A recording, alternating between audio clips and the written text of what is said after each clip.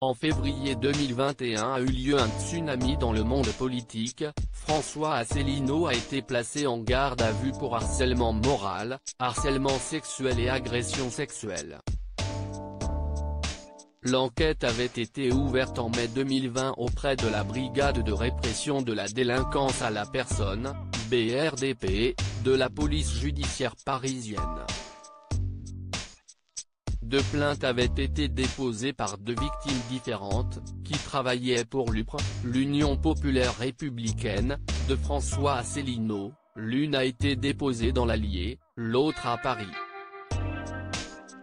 Un ancien cadre avait également fait un signalement au procureur de la République, et certains faits ont été dénoncés dès 2019.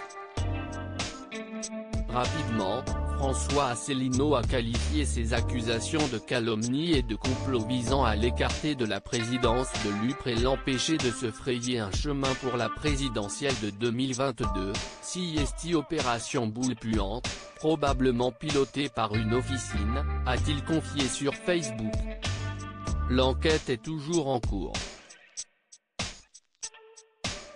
Pour rappel, en 2020, et alors que ces plaintes venaient de voir le jour, mais avant son placement en garde à vue, l'homme politique a tout de même été réélu à la tête de son parti, suscitant une polémique parmi les militants du parti qui ne souhaitaient pas qu'un homme accusé de harcèlement et d'agression sexuelle soit leur président. Qui est François Asselineau?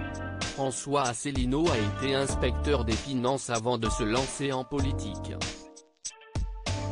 En 2017, il parvient à réunir plus de 500 parrainages et se présente aux élections présidentielles, ce qu'il n'avait pas réussi à faire en 2012. Son credo? La souveraineté de la France. D'ailleurs, il souhaite haut et fort le Frexit.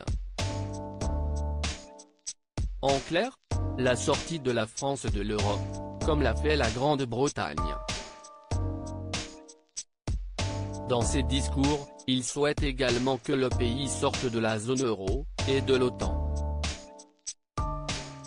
Après avoir obtenu 0,92% des suffrages après l'élection présidentielle de 2017 qui a vu Emmanuel Macron sacré chef de l'État, il milite essentiellement sur Internet.